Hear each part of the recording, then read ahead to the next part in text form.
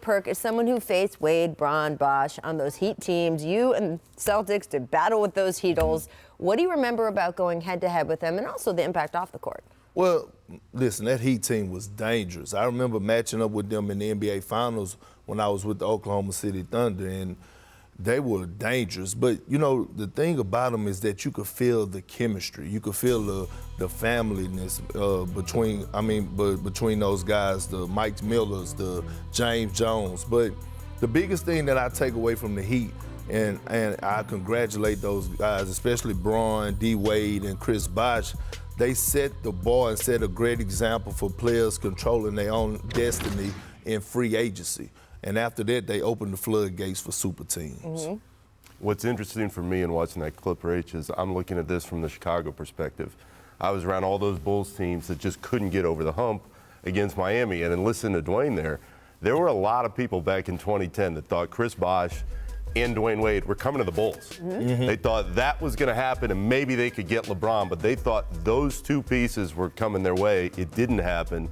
And I still remember after that Eastern Conference Finals, that first one between the Bulls and Heat, I'm standing next to the late, great Craig Sager. Right. And Joakim Noah is at his locker, and he looks up and he goes, they're Hollywood as hell. Oh, man, but they're Hollywood as really, hell. really good, and I respect them. And I think in the end, that swagger that they carried with them throughout that run is something that will carry on for a long, long time. You gotta do the voice, though.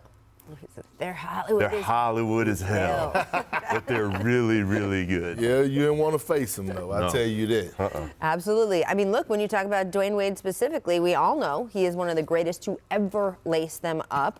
Perk, where would you rank him among shooting guards of all time? Well, listen, I'm a huge fan of D. Wade, and he's in my top 5. I actually got him at number 4 on my list. I have him behind Michael Jordan, Kobe, and I have Allen Iverson ahead of D. Wade. And I think D. Wade. I liked you so much. Yeah, and I think D. Wade wouldn't be mad at me for putting those guys ahead of him, but that's some elite company to join. But I have the utmost respect for D. Wade and what he's done as far as his basketball career on and off the court, but he ranked top 5 for me for sure. Who's your number 5 in that list? We didn't make you go all the way to 5? I think he's still playing right now. Oh, okay. All right. They call him the beard down there. Interesting. All right, keep going. But for me, it's MJ, Kobe, Dwyane Wade.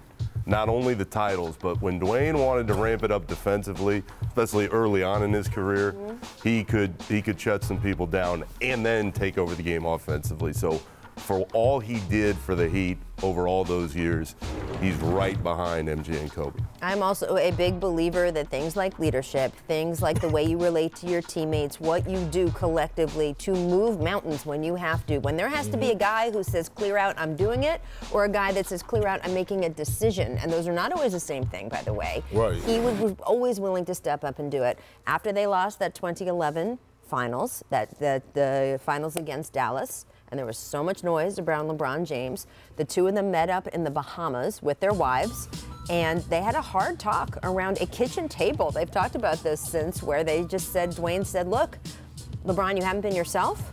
I'm willing to sacrifice a little more so you can really be the on-the-court alpha of this team.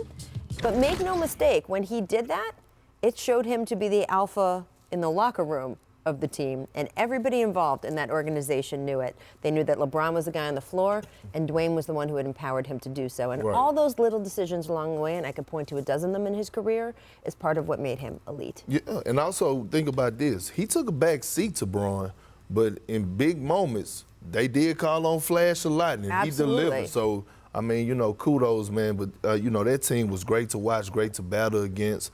And like I said, they just set the bar for players nowadays in this generation, you know, to take control of their own destinies, and I applaud them for that. And I'm just waiting on the Hall of Fame speech now. We'll get there in a few years, no doubt. Thanks for watching ESPN on YouTube. For highlights and analysis, check out the ESPN app, and for live streaming and premium content, check out ESPN+.